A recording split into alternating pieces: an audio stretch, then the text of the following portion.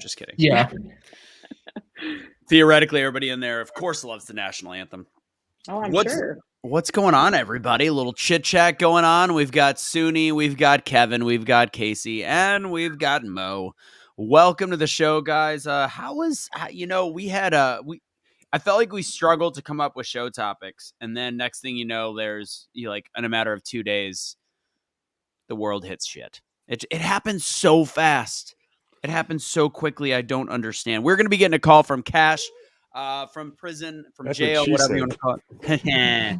I don't know if it's going to sound great, just as a heads up. So, guys, please share this out there. Help us out. Hit the algorithm. Let's see Cash. Let's see Be the Change. Awake, Not Woke, whatever. Just do something. Oh, and the other thing, I'm going to warn you guys. Actually, I might need a little bit of help from you guys since I'm using both hands. Can somebody pull the link for Be the Change, the Be the Change link for YouTube, because the backup, because we are going to be going off of eventually. We're going to be going off of the regular. Cash is calling in. We're going to be going off of the regular over to the backup, just so we don't get another strike. Because if we get one more strike, supposedly we'll be taken off. I don't know why it's even allowing us to play off of that YouTube. So please. At about 10 minutes into this episode, especially before we get into the monoclonal discussion, we are going to pull this episode from the regular Be the Change. How one finds it when it's called BTC backup, isn't it? Well, Casey can get the link. You want? Well, no, I posted the link for our main one, but I'll grab in the private chat. I'll throw it. My bad. Again, I'm trying to find it because Bitcoin, it's like looking on YouTube for a channel titled BTC that isn't about Bitcoin. Hey, that's how Cash, can you hear me? That's how you get away with things. Cash. Maybe we need to talk about fluffy bunnies. Hey. Say everybody liked your being a part of the show last week, Cash. What's going on? This is Cash from the joint. He's fresh off of snuggling with his cellmate. I'm just kidding. He doesn't have a cellmate. What's up, Cash? Say hi to the people. You got jokes. I do have jokes. You got jokes. You can't play like that in here. You know what I'm saying? People get beat up. You can't play like that. Well, I'm doing fortunately, I'm out here. You can't beat me up. So what's going on in DC? Nothing much, man. I'm just maintaining, reading, staying out the way. Trying not to ruffle none of these DC swamp creatures' feathers in this place where I live. But overall, I'm doing all right. I got breath in my body. I'm alive, and I get to work out. That's a good thing. So I'm way bigger than I was before I got locked up. Well, that's good. Mo from the show just said, "Don't drop the soap." Just so you know, that was Mo. She said, "Don't drop the soap." Well, let Mo know that I got my own shower. Oh, you have your own personal shower? They separate the men and the women, or do they separate the larger joint, like the larger Johnsons and the smaller Johnsons?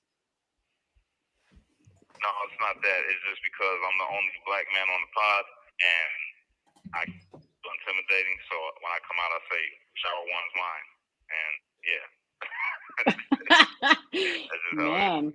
Nothing like starting the show out with Cash talking about his joint. Sounds pretty standard. Well, Cash, your audio. I didn't say nothing about my joint. You said something about my joint. Well, then you followed it up.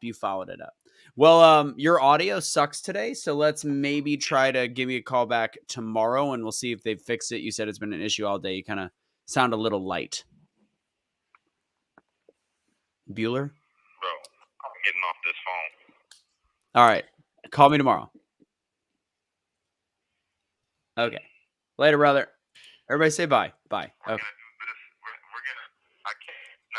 Nope. All right. I'll talk to you later. Well, that's called prison phones and jail phones, everybody. That's just how they work. This is why you try not to go to jail, unfortunately, again, for some reasons, different than others. All right, guys, before we really start the show, go ahead. For jail.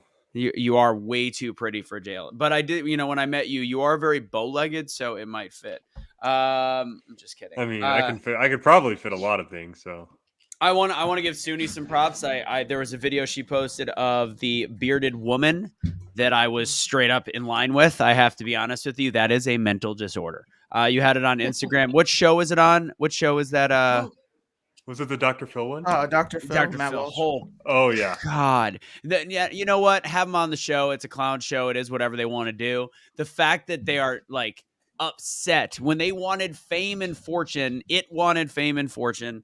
You know what? You got what you deserved, and you're just faking it.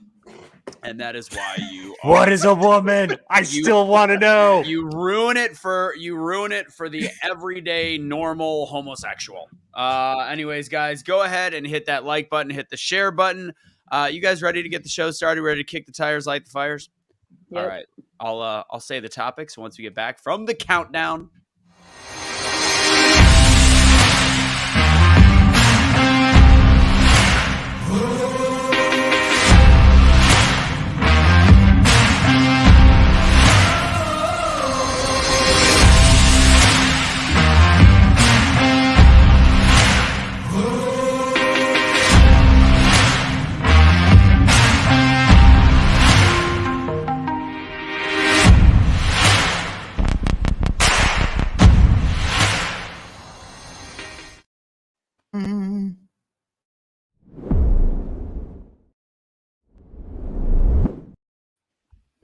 What's going on, everybody? Look, I didn't even have time to put this up. I'm literally not paying attention to what I'm doing.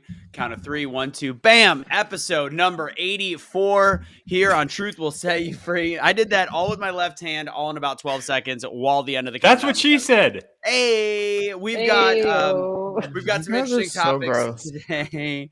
We've got police officers killed all over the country this weekend. Nobody seems to care. In mainstream media, they do like one story and that's it. We're going to talk about that. We're going to talk about why this is happening. We've got truckers banding together in Canada against the mandates.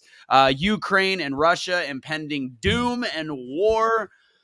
Sunni called a lot of this in October. We're also going to talk about Russia threatening cyber attacks. It's all part of one gigantic effery. We've got hate crime discussion based off of, even though you thought the Ahmaud Arbury trial is over, the federal trial kind of, and hate crime trial not over yet, but they're looking through text messages. We're going to talk about that.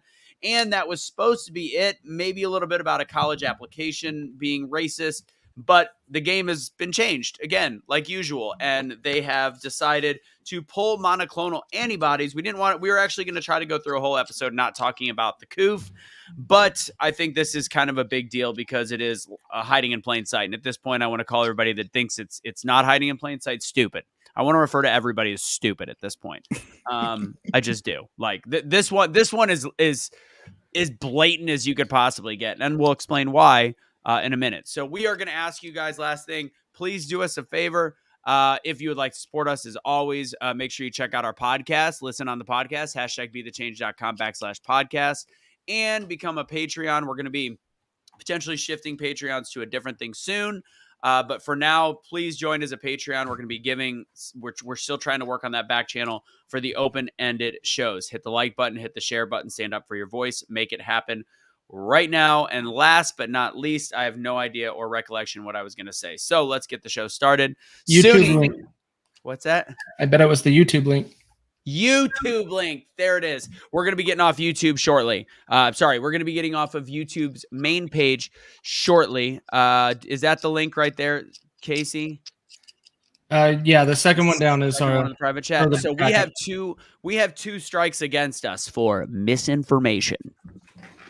So if you could do us a favor, you're going to go ahead and watch it here. I don't want to get the main channel officially pulled, so please go click on that in the chat box if you are watching on YouTube, or if you just want to watch it, follow that page if you're watching it on the old version. We're going to be ending this feed in the next, hopefully, 5 minutes. Sunni, what's going on in your life? What's cracking? What's up? I'm chilling, man. Building, chilling, working. Did a few YouTubes, talked about a lot of different things. And then I was on Instagram. It's the same shit, different day in my world. Only difference is Japan cares about their citizens, so they put a stop to every freaking vaccination. Every There what? is no I more think it's called the vaccine. smaximination. Nice. Oh, Smaximination. okay. So can I say the jab? Can I say the juice? Yes. Okay. Yes. Well, they put a stop to juice. the juice. So do you guys not have a single juice there? No OJ, no apple? No, those two got banned early. You guys remember when I showed you when they put a complete halt to it because it was contaminated? That happened, and then they released the other one, and there were, the heart inflammation and death. So they were like, Myocarditis. yeah, let's not do that. Yeah, I don't even know if we Let's could not say do that that. word anymore. That's why I God. spoke over Kevin, and I No, I said, know. yeah, let's not do that. No, you're good. Do people on the other side like? Do you think people at one point are gonna go like, "Oh no, they shouldn't be saying things like myocarditis"? Like they shouldn't be saying these things. Of course, like when are people gonna go? It's not just a private platform, and it is a version of mind control in the American. Are people ever gonna actually Yes. see this? I don't know. I mean, you got a lot of people seeing it now. I can't even lie to you. It's My not. It mother, is. who is like super duper brainwashed, and I'm talking about super duper. All right. CNN is on her background every time she's doing something. I'm like, this sounds like noise. Turn it off. And she was like, I turned the news off today. I can't listen to that stuff no more. I was so shocked. I'm like, what the fuck is happening to you? What? She's like, nah, this is COVID. This jab stuff. It don't sound right. And That's she's why like, I didn't think- push. I left it alone. I think this monoclonal thing's a big deal to me. And that's why I think, because that was the one thing everybody agreed on. Like even the left and the right, it's like, well, from a therapeutic, nothing really works except monoclonal. And now that they're banning that, I think that this is one of those ones where I get to like pimp smack people into actually submission of realizing like, okay, they're screwing us there. And we'll talk more. Cause like all in one day, they've done so many things that if you have half of a brain cell, you should be able to go, oh, shit, I've been wrong. Mm-hmm. Mo, what's up in your world? What's up in your life? Oh, I've been so busy, you guys. Like the days just together. Like I don't even know what is what anymore. I haven't been in our chats very much. I've just been running around like crazy. I don't even know where to start. Casey, you still got the squirts? Are you feeling better? What's going on, Bubba? That was a party fucking foul. I am not gonna go there, but sure. I'm feeling much better. To add to a little bit of your conversation, I do believe that things are changing, and if you don't know what's going on in Canada right now and what they believed in all along, then you're not really seeing the whole picture. How can I ask, like, even on Fox, I haven't seen anything about Canada. It's all been independent reporting. You have hundreds of thousands of trucks going to the capital of Canada to say no mandates.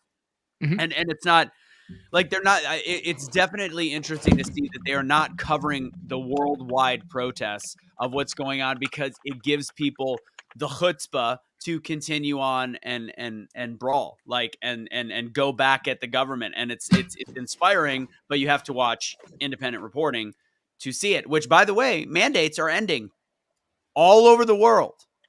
The United States, they're ramping up. The free world, they're ramping up. Kevin, what's going on in your world? I'm tired. Yeah. It's.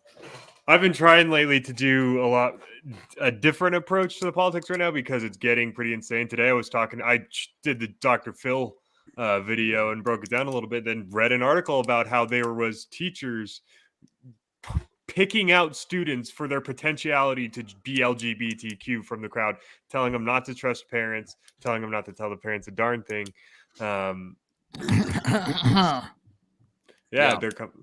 I've No, that I agree. Like the thing is, what's interesting, there is gay people standing up against that kind of idiocy on the Dr. Phil bit. It's not all one box, and we're not going to talk about that on this episode. But Suni, you were spot on your reel, and I was like, holy gosh! And then your description, that is where it is a definite mental illness, and then the victim mentality. It's across the board, just ugly. One last thing before we get truly started. Case, tell us about the March for Life you saw Nick Vujicic, and you went to that in Utah. I saw it online, and you went out there. Yeah, March for Life last Saturday, I think is the day it was fantastic. Of course, Nick is amazing, an amazing speaker, which you can go back on Be the Change on Facebook and see it.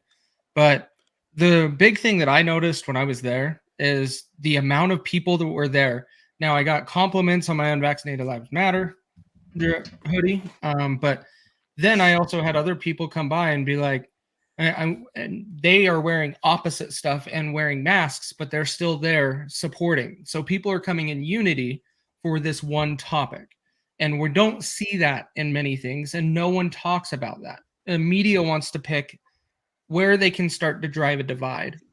And that's one of the biggest observations I had from being there is everybody was there for one reason, and that is to show support for supporting pro-life. That was it. And they let everything else go underneath. And it was really cool. It was really cool. Yeah. That's awesome. No, agreed. All right. So again, I'm down to we've got 23 people on BTC backup, 29 on the regular Be the Change. If you are on the regular Be the Change right now, I need you to switch over to the BTC backup in 2 minutes. 2-minute warning. We are switching over. Last thing we'll talk about before the show really gets started is the Peter. I think this is funny. The whole Peter Ducey instance, like the hypocrisy between the two is just mind-boggling. The fact, and you know what? I have no problem with Biden telling Peter Ducey you're a dumb son of a bitch. I don't care. I thought But it was hilarious. I thought it was. I mean, if Biden wants to say it, that's funny. Own it, first of all. Like, pretend like you did it on purpose. Instead, I'm watching everybody from the left being like, oh, thank God somebody finally said it to that asshole. It's like, well, that's kind of a turn of events compared to the way you looked at things prior. Am I right? Anybody? An opinion on this? What do you got? Yeah, I It's talked just- about it today. I went live and did a whole little show about them and their hypocrisy. And they were like, look, he's human. And I was like, we're all human. But you treat the left, the right, like they're inhumane and they can't make mistakes. And when they do it, it's like the end of the world. And they were like, well, Trump said this, Trump said that. Like, shouldn't he apologize too? And the other lady was like, well, two wrongs don't make a right. And they're like, so why should Biden apologize? As long as he said sorry to the person, I don't care. It's just like, what the fuck is wrong with these women? Did you hear what he actually said? No, He called him a He didn't jackass. apologize. no, No, he didn't. He What did he didn't say? apologize at all. He Oops. was like, oh, You're good. crap. What was the verbiage? I had that earlier and I didn't bring He my said notepad something in. like "get over it" or something Yeah. like that, or Yeah, and then the ladies on The View were like, he apologized. The ladies on The View, I want to actually poll how many people watch that just to get angry at how stupid those women are, or how many people are watching it because they're like, I'm not going to lie, that Joy Behar is a gem. Like, I love her. Like, I'm not going to lie, she's perfect. Like, oh, I got no. a thing for Wookiee, man. I mean, Can- Whoopi.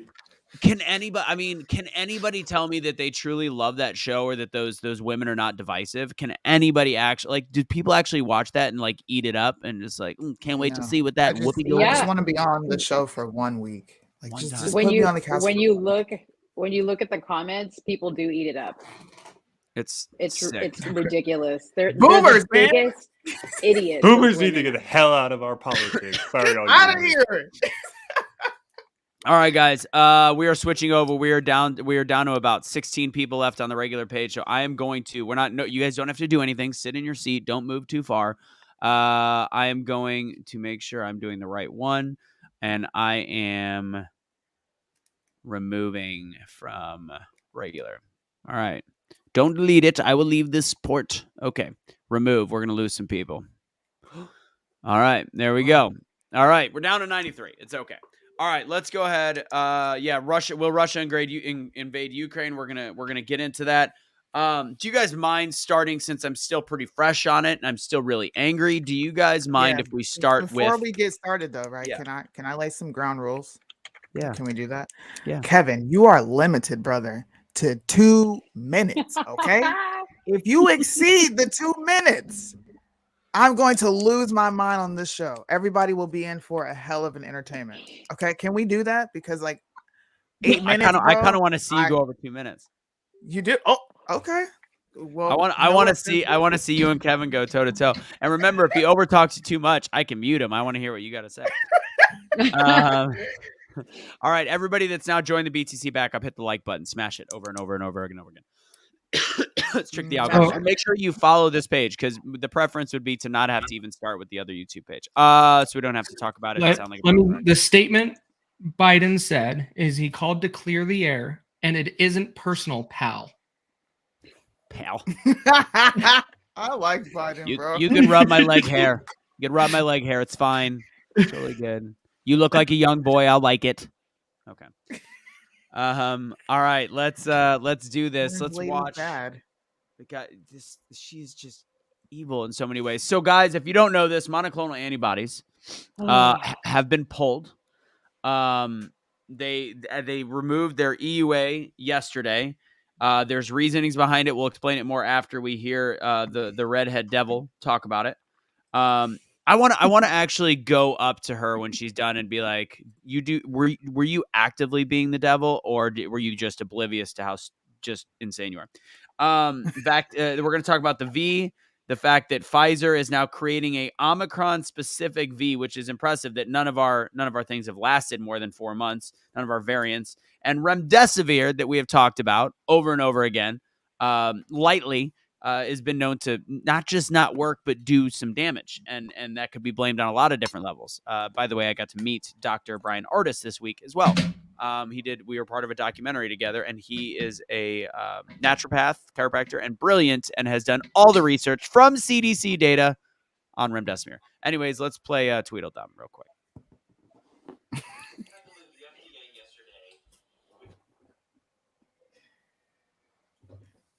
I hate when she licks her lips, man. So I just want to go through the screen and slap the taste out of her mouth. We can't hear. Can't hear anything. There's no. You muted yourself, so we can't hear it, Russo. Really? Yeah. Epic fail. You're not sharing the audio. Now, usually I have to mute myself to not get an echo, but all right. First off, hold on. The page flipping thing, this thing is a bitch. Stop licking your lips. The page flipping thing, I think it's hilarious. There needs to be more jokes about that because, like, when she gets asked a question, she's like, Well, Kaylee did that too, though. Kaylee did that. no. Except she was looking for something. No, Kaylee, if you watch the difference, Kaylee had everything organized in sections. She would be like, file, that page. So Jen is just flipping around like this all the time. Like, what is she looking for? What is she looking for? Okay. Tell me if this works. I guess if there's an echo, let me know. Sorry, I don't know why it's not doing what it usually does. It's really faint. You want to slack me the video and I can play it? What a pain in the pooper. Let me try one other Casey thing. knows all about pain in the pooper. Let me see if I can switch one thing. Give me a second, guys. Let me see if this works. Usually I could just put it in a window, but it wasn't letting me do it earlier. Those Macs, I'm telling you. Hey, why don't you shut your dirty mouth? Yeah, it's not working. Okay, I'm going to Slack it to you. We'll play it at the end of this thing. Slack it. Why is it not working? I bet all her pages are blank. Right? Right. I bet you they have a whole bunch of circles on them. That's what I'm betting. Just circles. No, they're just I all bet saying, you oh it's shit, full it's of not right working. wing things which she can combat and be like, this was false news and this is what's actually going on. We It's could just- probably... Every single page is that meme of the dog sitting in the fire drinking coffee and just saying, "Oh, this is fine." As the house burns around. That's just every single page. It's gonna take a while, but it's sending. We could probably even find the link. To be honest, I bet you I would pull it up before both you old guys. Well, I just sent the raw video. If you guys, all you have to do is Google Jen Psaki monoclonal antibodies. So while we are trying to desperately find this because I failed at doing my job, sorry about that. I'll give the basics. So monoclonal is gone because they're saying that. And her words are inflammatory. That's why it's important to show. So monoclonal antibodies are no longer EUA approved out of nowhere. Florida was touting their efficacy. DeSantis, Texas using them all over the country. Left and the right both agree there's something there. Joe Rogan, of course. Dana White. They're like my favorite doctors. But they're not doctors. I get it. But and there's also a lot of doctors that were saying, yeah, if you can get the monoclonals, if possible. Anyways, Like dentists and chiropractor doctors, or like surgeons and epidemiologist doctors? there was actually epidemiologists and scientists that were showing, because they've been I know. I was just giving you crap. I know. Do we have it? All right, play We do tweet or have it. what? Go for it. The EUA for some monoclonal antibody treatments because they don't work against Omicron. But Florida continues to look for the treatment for people in the state. What's your response to Governor DeSantis, and what's your message to the people of Florida? Well, let's just take a step back here just to realize how crazy this is a little bit. We've approached COVID treatments like filling a medicine cabinet. We're not relying on one type, one brand, or treatment. We invested in and continue to buy a variety across monoclonal antibodies, pre-exposure prevention therapies, and oral antivirals. We have provided 71,000 doses of antivirals to Florida, including 34,000 additional treatments that do work against Omicron just this last week. I'm sorry, about of a range of those treatments, I should say, to be clear. What the FDA is making clear is that these treatments, the ones that they are fighting over, that the governor is fighting over, do not work against Omicron, and they have side effects. That is what the scientists are saying. Duh. We have sent Every them fucking pill has side 71,000 effects. doses of treatments that are effective against Omicron and are effective also against Delta. And they are still advocating for treatments that don't work. What about the pulp and the juice that they keep forcing us to get? In our pandemic response, a range of steps or pushes that have been made through social media platforms, unfortunately from the mouths of elected officials, and the advocating for things that don't work, even when we know things do work. Injecting disinfectant, promoting other pseudoscience, What a dumbass. treatments that don't work. We know it works, vaccines and boosters. We have a range of doses of things that do work in treatments, and we're providing those to Florida. Can I just like slap the taste out of her mouth? She's Straight up. Jesus. Can you imagine being a leftist that believes all this, and they go on there and they're like, you know what? She's right. All that works She's is the right. boost and the juice. That's it. I mean, and you know, they're providing antivirals. What are you providing? Why does it have to be a one size fits all? Like there should be one treatment. Like what if that one treatment someone's allergic to? What if that one treatment just doesn't work for that person? Like Can I pose another point? There's a couple interesting things that happened. So she's saying monoclonals don't work. Omicron has only been in the States supposedly for 2 months. They're saying it's the predominant strain right now. However, they test how that. do you know? Yeah, like, you know, they stick the thing in the poo, like, which they admitted to, by the way, for Delta, that they were actually testing sewage, but whatever. Poop, yeah. Yeah. So if this is the predominant strain that's only been here a couple months, where's your data? Guess what? Exactly. They provided none. The FDA provided zero. There is zero clinical research to show, and you're talking about a 2-month span. Now, this is the kicker. At the same time, they're saying it, for the most part, isn't effective. Guess what else is also not effective? The jibbity jab juice.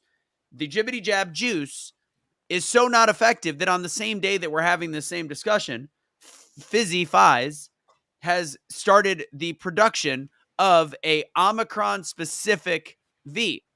If you're creating a specific V for Omicron, what is that? Can somebody answer me? What is that telling you? The other ones don't work. They They're want not to make more money. effective.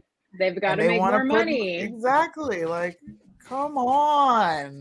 Like Why are you they're making probably another one? they're probably going to. I get what you're saying because she says, like, hey, we know what works and this works, but then you're creating something else on the side. So obviously they don't work. They're probably just going to repackage the antibodies and slap, another name on There them. you and go. There make you go. money off The of same them. thing they did And with and ivermectin. honestly, the side effects, like they're citing that this has like side effects. The side effects of the monoclonal antibodies are also the side effects of a long day of work, a headache, chills, body aches, nausea. Like big deal. Unless you Why have don't- why don't- 72 comorbidities. But why don't they talk about the side effects of the vaccine? Right? Like There they are, pull- just to be clear, there are zero Sorry. side effects to the V. Sorry. It is the greatest Sorry. thing ever made. There is nothing it is Just remember, they don't advertise. They don't advertise any of these things on TV because what does any advertisement require? Every Just single side side effect effects. listed. Yep. it just How do they get around it? Did you Your government Did tells you to get it. they Have sneak that Did you every see week. this?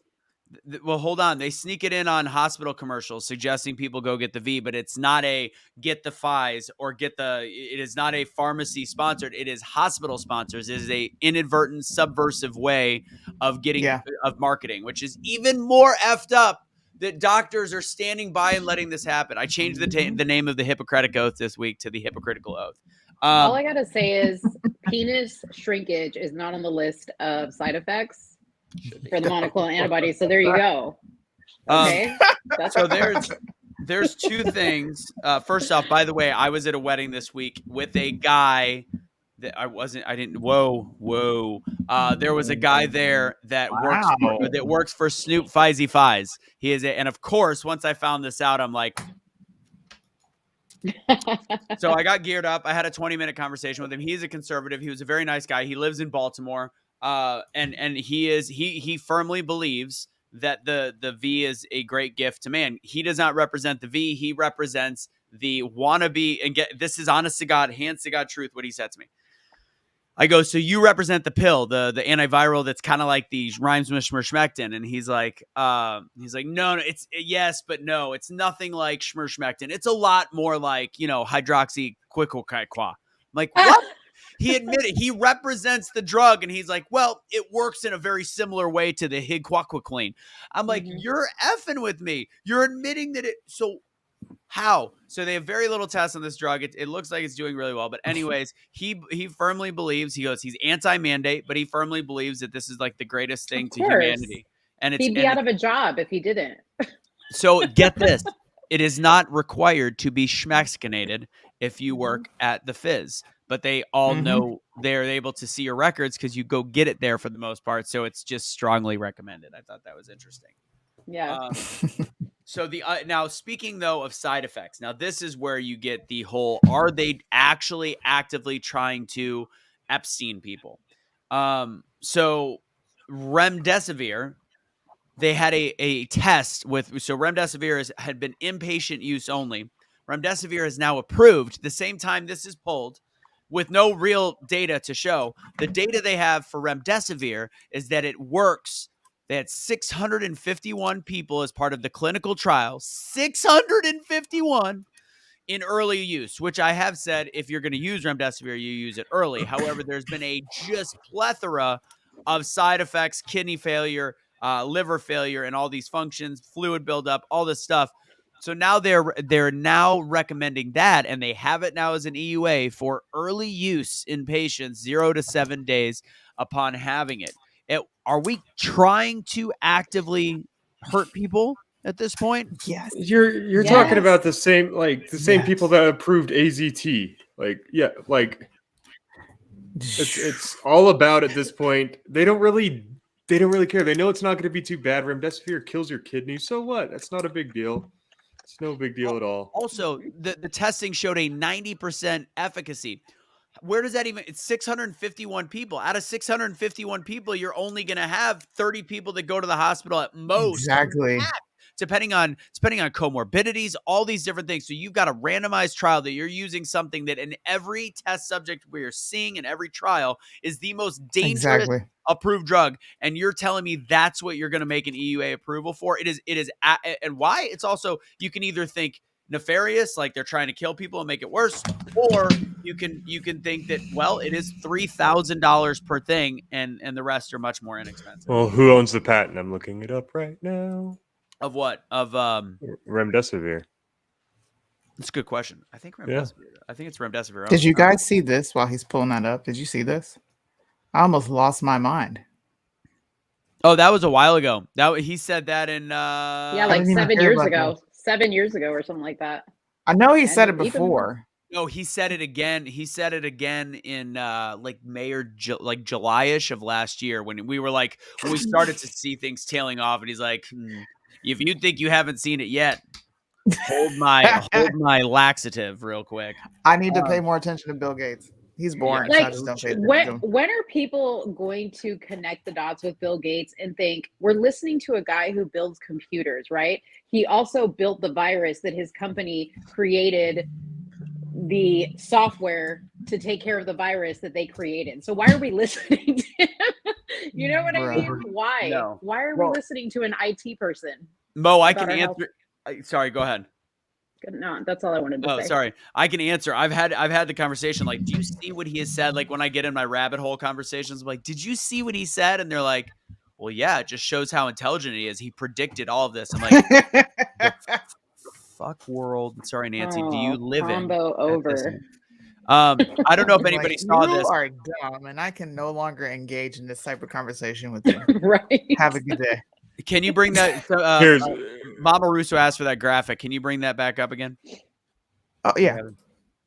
Bill Gates by the warned way, of pandemics far worse than COVID. Yeah, this is the one in July. And then the vid, he calls on government to contribute billions of dollars to prepare for the next global outbreak. Yeah. All right. Anyways, go ahead. What were you saying, so Kevin? remdesivir, by the way, was originally developed to treat Ebola. It was one of 4 drugs that were participating in trials at the same time. Remdesivir was stopped 6 months early because 50% of the people who took it died. You were Nice. Epstein. Well, that's so the doctor that I met this week, and he has a whole like his main thing is how bad a remdesivir is. Dr. Brian Artis. He is. It's odd that he is a chiropractor, but he has been in terms of looking at this kind of science. My mom's a chiropractor, a huge supporter of naturopaths, obviously, but it's data. But he has made it his mission to look at raw data from the CDC, and he has. And I've often told people I go watch him, Dr. Brian Artis. He has a whole thing on how remdesivir has been so dangerous and why it upped the death count in the first year. He's brilliant. Did not realize he was going to be filming the same documentary with me. It was very fun to hear him speak and explain breakdown for breakdown. And his first stat is it was an Ebola medication that did not work. Not that it didn't work. It killed people. And we decided, let's bring that to the States at the very beginning. Cool. Ron Johnson hearing. Go ahead, Kevin. Got to remember, what is the kill rate of Ebola? It doesn't necessarily mean it was killing people, but it wasn't stopping Ebola from doing what it does, killing 60 to 70%. So what they were actually seeing was it had specific effects that were not related to Ebola. Like Ebola would start it, and it was because Ebola does different things to the body. This was very specific. The people that were dying weren't necessarily dying of Ebola. They were dying of kidney failure and liver Organ disease. dysfunction syndrome, septic shock, and acute injury, kidney injury were the main causes. Yeah. Crazy. So that doesn't sound very fun. No. And that how were does not- people dying in the United States of America during COVID? They weren't necessarily dying of not being able to breathe anymore. They were dying of their liver shutting down, their kidneys shutting down. They were dying of pneumonia. They were dying of fluid in the lungs, which it causes. Whatever. I'm done. We're gonna get booted. The studies say 23% of people develop kidney issues within a few days of taking remdesivir. Crazy. So this is going to be fun. 23%. All right, we're about to wrap this. We've gone too far now. But did anybody see Ron Johnson's hearing yesterday? Who's Ron Johnson? It's one of the senators. I encourage you guys to look at it later. Long story short, he had a military whistleblowers coming out with the data showing what it's done to the military since they started giving the jiggity jab. It was brought in front of that state senate for Ron Johnson's state senate and a hearing board. 3 times increase. I'm going to be careful on how I say it. 300% or 3 times increase on things falling out of your vagine early during when you're gnint. And then 3 times, and this is all military, 3 times 300% greater chance of things happening to your love area. That's true. Yep. And then My wiener? Yes. Love And then area. 1,000 increase, Heart or 1,000, wiener? so a 10x increase in brain issues and brain function, and that was mostly looked at, and pilots were not able to do their job, and there was a 10x from Mhm. previous. Anyways, that was presented by whistleblowers, doctors to that committee yesterday. I encourage you to Google it if you can find it. Best of luck to you. Last but not least, we could have been using the German data, by the way. That's what they probably looked at in terms of why they pulled the monoclonals, because in Germany, German researchers said monoclonals lose most of their effectiveness. However, they forgot to read the second sentence that said, but these lose most also. Anyways, moving on. Let's go into our next topic. Let's talk SUNY. Let's go about Ahmaud Arbery hate crime. Oh, the hate crimes. So they took information to a judge. Prosecutors in the case took text messages to the judge in the federal court to say, "Hey, can we introduce this as evidence to prove that this was a potential hate crime committed against Ahmaud Arbery?" Which it's over. They were sentenced. I don't know why they're going for a federal hate crime at this point. And me and Russo were talking about it. It potentially violates your privacy because we all say things. I say racial slurs. Yes, I do. I say a lot of other slurs too. In my private chats, talking to friends or whoever. So who's to say if I'm accused of something, they can't go to my text messages and say, okay, yes, she's absolutely a bigot. Yes, she absolutely did this because she hates this specific race. It was just crazy. I was super shocked that this was even being heard. I think, if Ahmaud was white, it wouldn't even be going this far. Yeah, exactly. I'm just going to say wouldn't even that. know his name. We wouldn't even know his name. The big thing that I can think of, and I believe if you have a federal case, they severely limit your opportunity of getting released early and stuff like that, instead of just being a state case. So I think that's why it's being pursued. Got it. It's so then the dilemma becomes, so was his phone originally subpoenaed, or is this, are they doing 100%. tracking? Are they doing forensic tracking? Subpoenaed. So they had it already. So then the question becomes, is that breaking any rules? I'm a little torn. Like Suni and That's I the whole talked about point of it. Suni and I talked about it last night, and I think if they did forensic stuff to try to break into it, but the fact that it was already handed over, it's tough. I almost lean on the side of like the police officer that was killed. The police officer that killed the guy in Dallas, Botham Jean. They actually they snuck into her. They did not have a search warrant. They got into her phone and got a text message where she was like, "Oh, there's a lot of black people here. This is ridiculous." Like, and they used that in a court of law against her, and that was not subpoenaed. It wasn't like any of that stuff. I thought that was an invasion of privacy. Again, that's like Judy said. This might be different because they handed over their phone. They were allowed to look at it, so I'm kind of okay with it. Is it really different though? Like, I get what you're saying.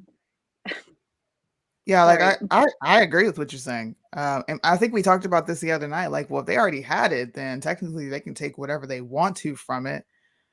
But at that point, it's the cops painting a narrative for the suspects. It's prosecutors painting a narrative that might not actually be true, and they can potentially be charged for a crime that they probably had no hate in their heart. Look, I think these guys were ridiculously stupid. Absolutely. They didn't know the law. And they acted on impulse. And an impulse cost them their freedom in someone else's life. But to go this far to say, okay, prosecutors we're going to drum up this narrative. This is all I think of. We're going to drum up this narrative. We know tensions are high. Obviously, the court is definitely influenced by the public since I don't know, is this heard by a jury too? Or is this just the judge making the decision? He can demand trial by jury. Okay, I don't think we'll wait for Nikki. Yeah, Nikki will answer that question because she's worked in the courts. She'll hear it. It's a constitutional right to have a trial by jury. You can request it for anything. Not on it's not fair. On a federal case. The federal government is in fact the most required to abide by the Bill of Rights. Okay, yeah, I'm not sure on this one. I'm sure Nikki will jump in. I don't know. Everything's an invasion of privacy these days. It is. It's an egregious. I'm not gonna say what I was gonna say, but just always be careful. That's why you use this. I use an Apple. They usually can't get the blue messages, but they can get the green messages. So just know encryption is the way to go. If you can get a VPN, have it on your phone. Your privacy is becoming harder and harder to protect, and it is more important than ever because we don't know what backdoors are being forcibly installed as a result of receiving subsidies for a lot of these online platforms. I know Reddit's having problems with it. I know Twitter's been having problems. Facebook's having problems. Like they're all having problems keeping the government out of our stuff right now. God, I thought we weren't going to talk about backdoors on this show. All right. Oh, we were already talking about Casey's raw backdoor right now earlier. Yeah. A lot of toilet paper. Yeah, and he got sick on the way back from the Vujicic thing too. So he had a bad hot dog. Had a bad wiener and ended up throwing up. I've had plenty of those. Casey's struggling. Casey, I think maybe you have morning sickness. Are you pregnant, buddy? Yes, I am. I'm going to be on Dr. Phil next week. You look a lot better than the bearded lady they had today. Was that today? Yesterday? Yesterday, whatever it was. I don't know. I mean, the makeup was on point though. Like, how can you look at yourself seriously, like if you are trans and have a full beard? Like, They never answered the question. What is a woman? I want to know. Well, I I can't say because I don't identify as such, but I wear things that would identify myself as a woman, but I'm not a woman. It's like, what the fuck is this? Everybody's gender. It looks like a manitar. You guys Manitar. Manitar? Oh, that's a good one. Everybody's gender is their own journey. Well, then how can you say you're a man or you're a woman in a man's body when everybody's gender is their own? I'm a manitar, ladies and gentlemen. I am Manitars unite. They share razors and have tummy sticks. They're manitars. Manitars. These people the great manitar of ancient Greece. Matt Walsh was patient. I didn't watch the whole thing, but Matt Walsh was like, "So can you just, all due respect, what is a woman?" Like, I mean, he did a bang up job. All right, let's see what else we got. I do want to point out he did something that a lot of people need to learn to do, which is when he asked that question, they immediately started using confusing terms, deflecting from it, and putting the question back on him. And he goes, "No, I answered. Now you have to give an answer." Yeah, we need to learn how to do that more in these kinds of conversations. He let them speak. He gave them a chance to speak when they went back at him. It wasn't a deflection. It wasn't. He did a great job of being like, "I'm just gonna. You have the floor. I gave you the floor. Take the floor." The manitars are good at using their horns to steer the conversation where they want it to go. Yeah. You want to know the funniest part? The funniest part is when Dr. Phil's like, so you're saying that they're suffering from a delusion and you might think it's mental illness. And he's like, well, yeah, and some other stuff. And the lady was like, the manitar, wow. I'm like, are you that baffled that people can recognize that you are suffering from something? They were on the stage stunned, like, I can't believe this dude is saying this about me. And the crazy part is these are the same people that are like, we need to start destigmatizing mental illness. You're the one that when I say you have a mental illness, you take great offense and think I'm a horrible person. You when acknowledging your own mental illness.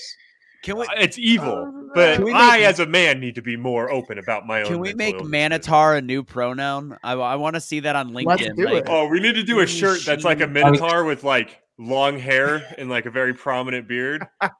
Casey's probably shocked right now that I'm going this deep. I really do. Like when it's that far nutso, I'm just like, okay, I got it. When you're balls deep, man. You got to keep on going.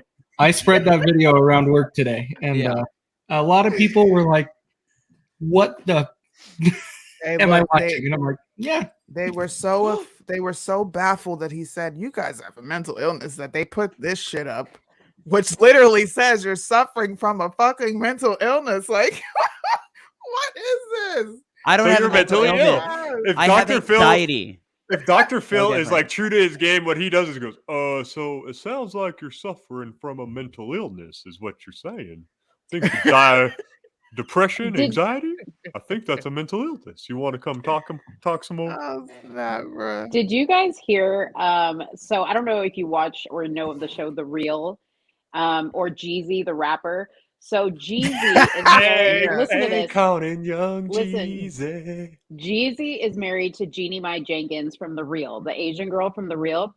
Anyways, they just had a baby, right? And they just put out a statement that they're going to be raising their baby gender fluid, that they're encouraging. Yeah, that's evil. But you see, like, this is what they're starting to do now. In what world would Jeezy be okay with this? Okay, like, seriously? Like, you're supposed to be a straight up gangster from the streets, and you're okay? He's a beta. Why we need to repeal the 19th. His wife is running the show. So Douglas Murray actually has some really good stuff on it. He says when the cultures of empires and stuff are about to fall, they become obsessed with gender. And Jordan Peterson was talking about it today on Joe Rogan. He kind of expanded on it. It's not necessarily that they focus on gender, but categorizing and having categories and actually having distinctions between Yeah. groups and between things starts to dissolve. And when that starts to dissolve, the fabric of your culture starts to go with it. The category of free speech, the category of of all these various values, once they start to go, and it really announces itself through the gender, because that's I so agree. close to home. I remember like some of the guys I worked with that were gay when kind of the like 10 years ago when the transgender thing like started becoming the new thing. And I remember my gay friends being like, I can't stand this shit. I just can't. It's stupid. When I used to walk in a room, I was the most fabulous person. And then these people come in like, I kind of have a penis. I kind of don't. Fuck you. Jack- and I was like, it's so good. Jack the perfume nationalist. He goes, they just have no taste. There's just no taste involved in any of this. It's bullshit. So Cash, we coined a new term because are you allowed to watch Dr. Phil in the Joint? Yeah. Did you see the dude with the beard with the long hair and the makeup today that was on today's show? Were you able to watch it? It was a couple days ago. A couple days ago. Okay. Well, we have coined a term. I don't know who said it first, if it was Suni or whatever. I think it was Suni. We weren't planning on talking about genders, but we all agree on this one. When it goes so far that gay people will go, okay, that's just too much. That we've coined the term manitar. Manitar, yes, like a scimitar, like where they combine the two. If you watch, so Matt Like Walsh, a minotaur? yeah, minotaur, yeah, like a minotaur, yeah, sorry. Matt Walsh was asking this person on the program on Dr. Phil, saying, "Hey, what's can you define a woman?" And just it went so sideways. It was a cluster. Anyways, Cash, what do we want to talk about next? You pick the topic. Do you want to talk about Ukraine, Russia, truckers banding together against the mandates in Canada, or the police officers killed in Texas and in Harlem? You pick it. Cash roulette. Russia. All right. You can lead it off. What's your thoughts on Ukraine, Russia?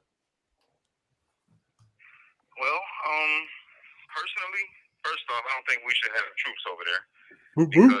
that ain't none of our business. Whoop, whoop. That'd be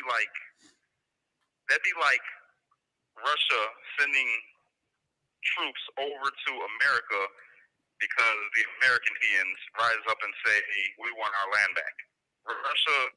Ukraine belongs to Russia and always has. It wasn't until like modern times where Ukraine became Ukraine and not a part of, that mass of people with Russia. So, yeah, I think first off, it's none of our business. Second off, that's their thing. We have our own problems in our own land between people. So we don't need to be worried about what's going on in somebody else's land with their. Yeah. I know, Kevin, you were saying that we shouldn't be there. What is your clearly your opinion is that we shouldn't be there, but what do you think is the danger of what's going on right now on a global standpoint? Who are you asking? Kevin. Oh yeah. So from a global standpoint, it's all politicking. Vladimir Putin is the trolliest of troll leaders, and he loves to push buttons. He loves to do things. The thing is that the warmongering is coming from our side, obviously. Just like Cash said, we would be very pissed if China parked soldiers on the Canadian border, then got mad at us when we told them to remove them, right? This is what's going on. Russia just wants its autonomy in the region, and it does that by projecting power. And whatever happened to democracy? The people of Crimea voted to join Russia, so... Whatever happened to borders don't matter. Hey, how about that one? Yeah, we shouldn't be over there. And now Russia. Say that again, Cash. I didn't hear what was the comment. The board, whatever happened to borders to borders don't matter. That was from Mo. So now the question becomes: Russia is talking about a pending cyber attack. We got warnings from the DHS that if we are to act and protect Ukraine, like is our agreement from 1984 or 1994, we're supposed to protect them. If we don't protect them, or we do protect them, Russia is saying that they'll create a cyber attack against the U.S. Is this a credible threat? Can I say something? I don't think so. Go ahead. Number one, you don't tell your enemy what you can do to them. Like, if that's what they were really going to do, they wouldn't tell you that that's what they were going to do, because then you could prepare for it. So that's not something that I think that they're going to do. Second, the 1994 thing talking about predicting the Ukraine and all of that, that's something that should have never even been. You know what I'm saying? That's my whole point. I feel like there's something deeper going on there than what we're saying of why we're involved in that. What made us have that kind of treaty? And then you think about what happened with Joe Biden, you know what I'm saying? With his little ties to Ukraine. I feel like we're invested in there for other reasons than what they're saying public. That's just my opinion. Rhymes with Burisma. Anyways, Mo, go ahead. I was about to say on Cash's last comment, that's exactly what I think this is about, is all of Biden and his son's shady dealings in Russia. And that's what this is, because they're this doesn't make sense other than to frame it around that, right? Why would they be doing this? They have no power. Like, what is the end game here? And it is, I think, has to do with all of the bullshit that him and his son have been doing over there in Russia. And there's some backstory to all this that we're getting roped into. And yeah. So the comment, do you want to address that comment about the UN? I think that was Suni. Was that you that brought it up? I mean, yeah. So Don Jr. brought up Burisma yesterday, and I thought that response was extremely bizarre, given what's really at stake here. Like Biden and Burisma and Ukraine, nothing's ever going to happen with that. And Russia really has no vested interest in Burisma. But what's really going to happen is, because this has been going on since October, is they're going to spread the military so damn thin that it leaves us ripe for takeover. China. China's going to go for Taiwan, because we're going to have a ton of troops. We already have 8,000 being ready to be shipped to the borders. Like, we're involving ourselves in something that has nothing to do with anything. And not Russia invade. Not to mention all the intelligence we're going to be using to prevent against cyber war, to prevent against we can't prevent against it. Our infrastructure is broken in defense against cyber war. This is from somebody that works that has worked in the military sector of intelligence. That's Kevin. Our infrastructure is broken. It is vulnerable. The Die Hard movie they made about a cyber attack was not based on fantasy. It was based on actual reporting coming out from people who were doing probes of our cyber infrastructure. Hey, this stuff is weak. We need to fix it. There is no protection. They can do a lot of damage, especially to our electrical grids. Go ahead, Cash. I just wanted to read something to you guys real quick. This little paragraph that I wrote down from a book. But check this out. It says, because this makes me think about our country. You know what I'm saying? With everything that's going on around the world, we're looking at all these other people's problems, and we got so many problems within our own house, right? It says, it is lamentable to see a country into factions, each following this or that great or confronted leader with a blind, unreasoning, unquestioning hero worship.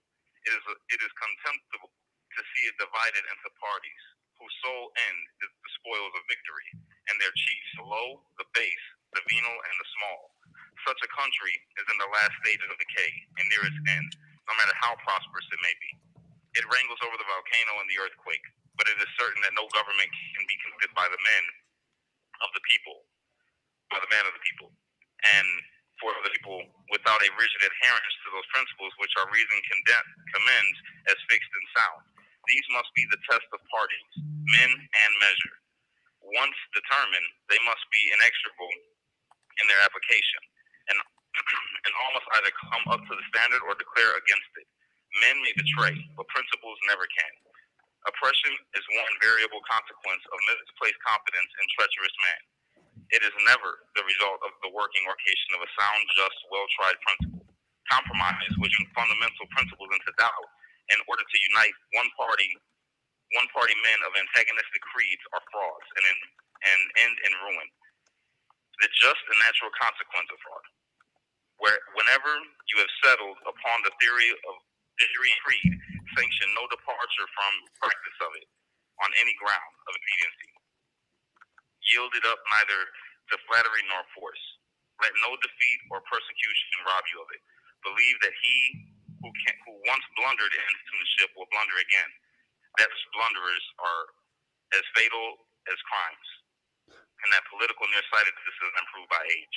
There are always more imposters than seers among public men, more false prophets than true ones, more prophets of Baal than of Jehovah. And Jerusalem is always in danger of these Syrians. What I just read right there, it makes me think about the state that we're in right now in our country.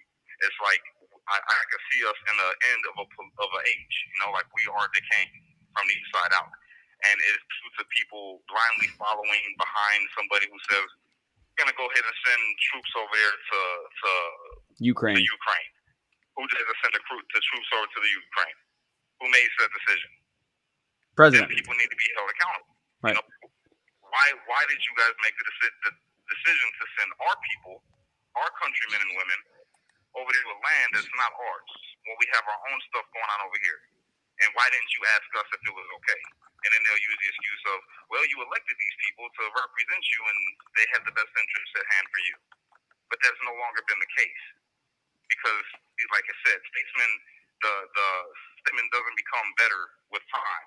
If he blundered before, he'll blunder again. And it'll be fatal as time goes on. And that's what we're seeing with our president, Joe Biden. Joe Biden has been in politics forever, and he's been horrible at politics. And he's made very bad decisions, which he's had to apologize for. And I'm not condemning him for his wrongs, but he's had them. And obviously, these are more of the wrongs that he is creating today that he will have to apologize for tomorrow. He's going to be dead before he has to apologize. So he doesn't give a shit. So he's just raping and plundering. And I'm going to agree with the sentiment, because ultimately we're tying so much to party lines and we're not looking about the bigger picture. And I think the bigger picture with Ukraine is like what we said. We are spreading.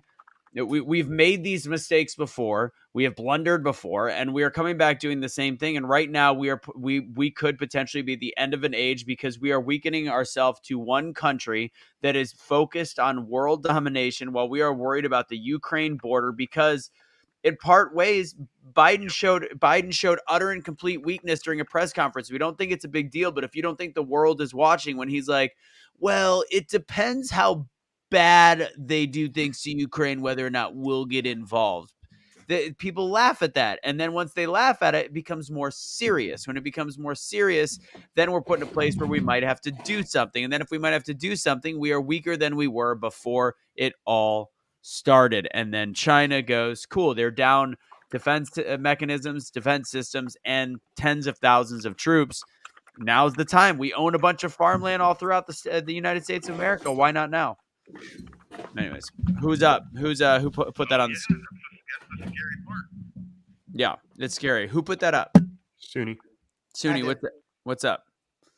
Well, this is Biden and his threat to, if they invade, we could impose sanctions when the Pentagon is sending people elsewhere. What sanctions? We already have troops being shipped out.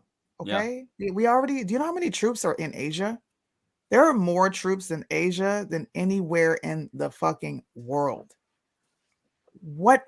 You have 1 minute. I don't understand what his sanctions mean. Like, okay, we're going to impose sanctions, but we're also going to send troops. And what you're going to do is make America vulnerable, just like you have since your first day in office when you opened our electrical grids. I don't know if people remember that executive order he erased what Trump did. Yeah. He's making us very weak and vulnerable for takeover. And Taiwan. Cash, go ahead and say goodbye. He's got less than a minute. Go for it. Hey, everybody. I'm about to have to get off here. I love you guys. I appreciate all y'all. Keep on doing what you're doing. It's important. You know what I'm saying? I know a lot of people probably don't care about politics, but they should. It's a lot of stuff going on. And one more thing. We want to blame Biden for them sending the troops to the Ukraine, but it really isn't Biden.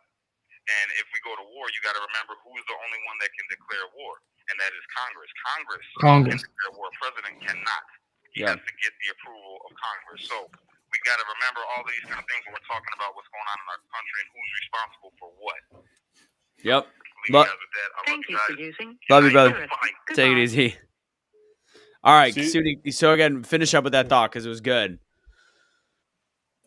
We're just making ourselves vulnerable for takeover. And I don't mean like a takeover on U.S. territory. I'm talking about U.S. territories that we own, like special interests, things that make us extremely weak. Things that could destabilize the world. And as I mentioned, Taiwan is once the door to Japan is open I mean, it's bad. Like there is, and Ukraine, although we have somewhat of an agreement, in the grand scheme of the world, it doesn't destabilize anything. In fact, Right.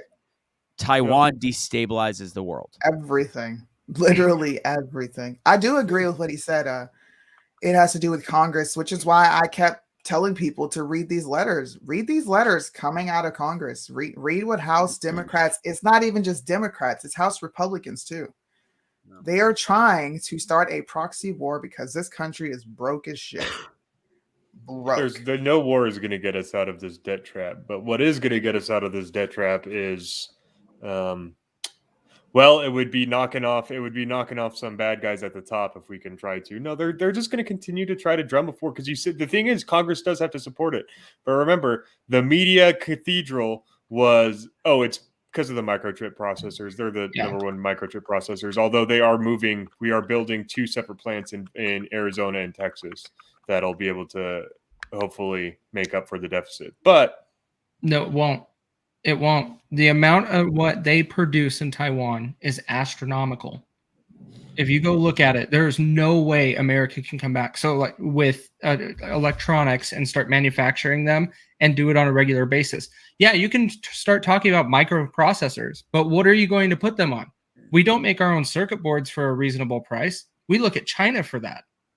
And so all of these, your electronics are gone, guys. If this happens, like, you don't. And it also provides geographic access to different parts of the world. Taiwan is a very weird. It's kind of like Malta during the dark or whatever. Is it Dark Ages or whatever? Biblical, well, not biblical. Yeah, part of biblical. It's there. It's a perfect port. It's a perfect stopping ground. It is where you can plan attacks. If they take over Taiwan, it means everything from a technological level to also a geographical area. It sounds silly, but that is why why it gets so much news coverage across the board. It's a serious place. It is. It's going to be hard though, because again, we have the Navy that's parked between China and Taiwan is greater than anything China has, like by a lot. It's very much not close. Yeah, I'm more worried about their air because we don't have much there. We have our Air Force is currently bigger than theirs. That's sitting up over there. That's how big our naval air presence is. It's just insane. Okay. Yeah. What if Russia provides a cyber attack and it screws up our abilities to actually monitor? You got to remember, we're talking about U.S. military. They're so behind on technology. They're probably safe. If they do a cyber attack, they're going to take out America. Yo, Art. Oh my gosh. I have stories for days. People talk about the military and they're like, oh my God, it's so strong and so great. I'm like, have you seen our military in the past 15 years? We'll get in the only thing that is any good is our aircraft carriers and our aircraft on them. That's literally basically. It depends on which aircraft you're talking about. The FA-18 is a fantastic fighter jet, and so are the F-22s and F-35s that are going to be coming. Okay, you notice what you left out. What did you leave out? Which one? 36s? The 15s. Yo, they're phasing them out. They suck so bad. Well, they're phasing them out. They were still one of the top jets in the world, but getting phased out for America is different than getting phased out for another country. They break. They're horrible. I think we intentionally do that. I think we intentionally leave technology behind. Maybe. Just in case? Yeah. I think that is because you get into an Apache and you're like, because one of my friends is an Apache pilot, and I got in when he took me to the base one day, and I was like, this thing looks like it's from the 1800s. What the hell? And he's like, yeah. I said the same thing. So yeah, but it can't get hacked. It can't get controlled like the bill that's on the down low right now. That if I don't know what state proposed it, but in 2026 they're trying to propose where there is a kill switch in all vehicles that are produced. They are. In 2026, there's a kill switch just in case. Shout out to Anomaly. Is he the one that did that one? That talked about that? Also, everyone just remember. So what happened to Texas' power grid? It became super weak, right? Because they planned for 100-year storm and it was a 120-year storm. But if we plan for certain cyber attacks and different things like that within our country. For example, one of the biggest software companies that does clock in, clock out for major businesses. The company is called Kronos. They have been down for 6 weeks from an attack, and they still can't recover from it. Yeah. They're still trying to figure that out. People can still get around all of our systems when we're talking about this great technology that we have. It's not as safe as people realize. You also got to consider that China has the resources. They literally have over 1 million people dedicated to hacking. That is their job. They have buildings, just giant office buildings where every person in it is spending their time hacking various countries' computers. And they have millions of people doing it. Well, I'm really good at Angry Birds. All right. So there's a new version out. Let's see.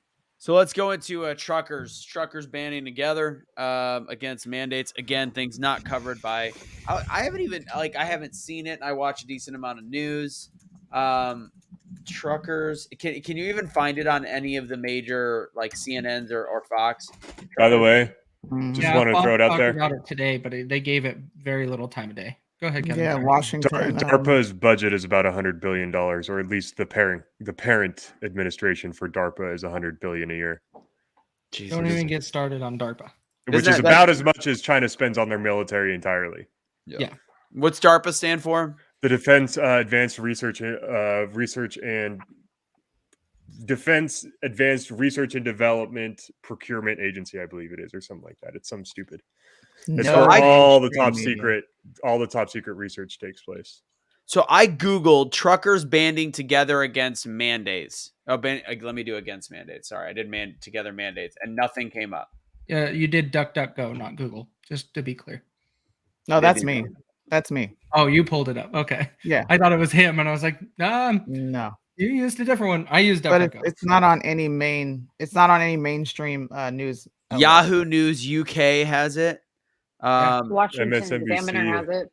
Well, That's not NPR has it.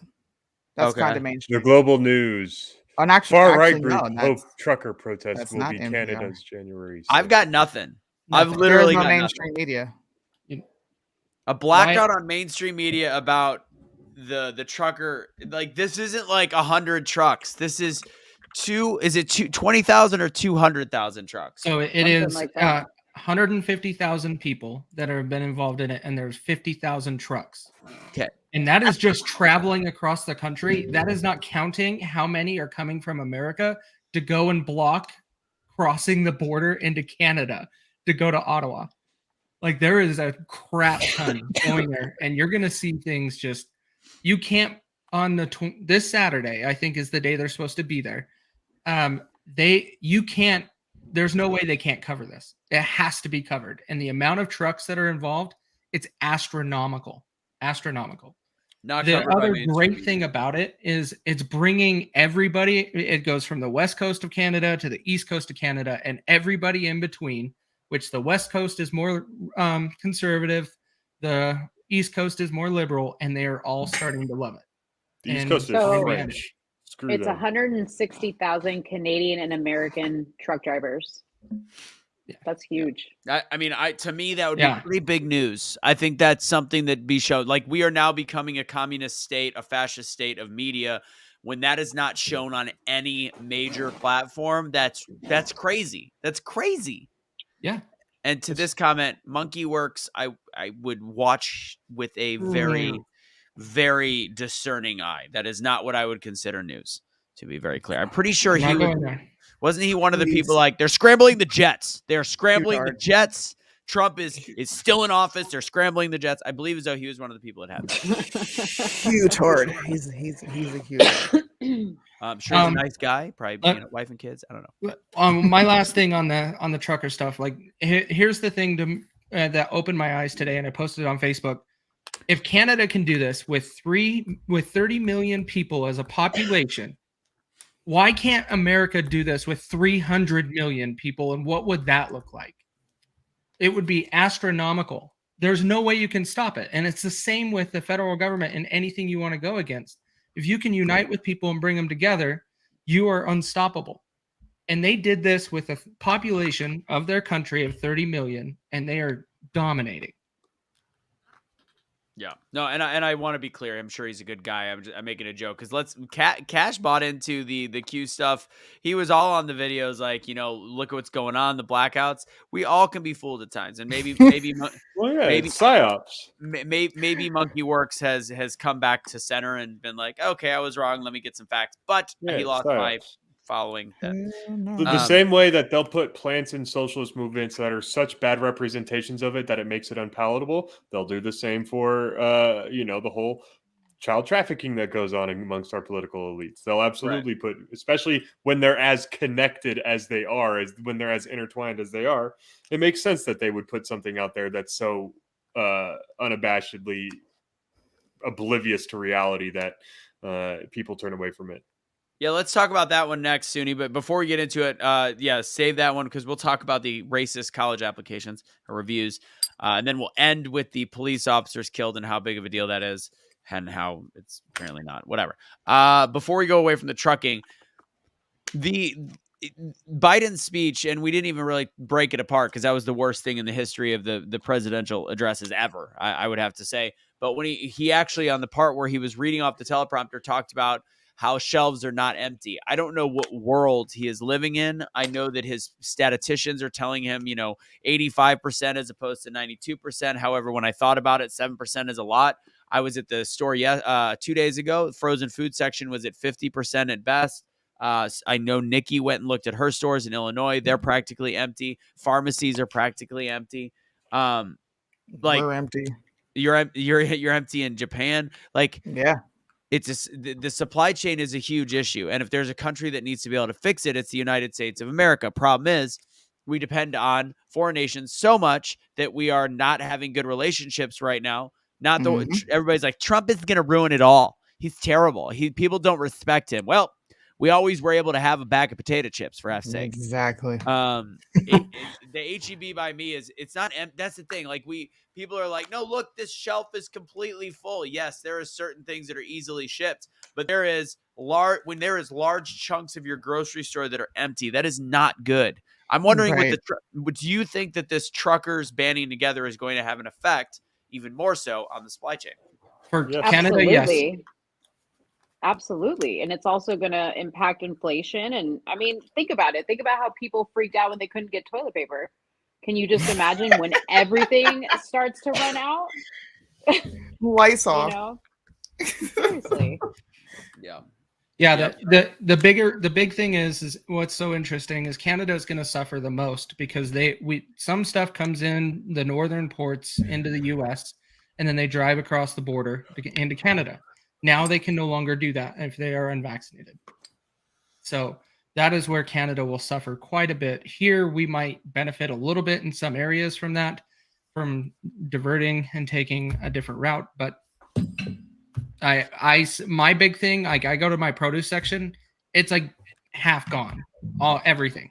I can't get strawberries. I can't get all kinds of things that I'm used to getting right now. Where's the strawberries? What's this all about? Can't find them. It's really bad quality stuff. Like, they literally put it on the shelf and it's wilted, like it's been sitting. Mm-hmm. Have you guys noticed that also?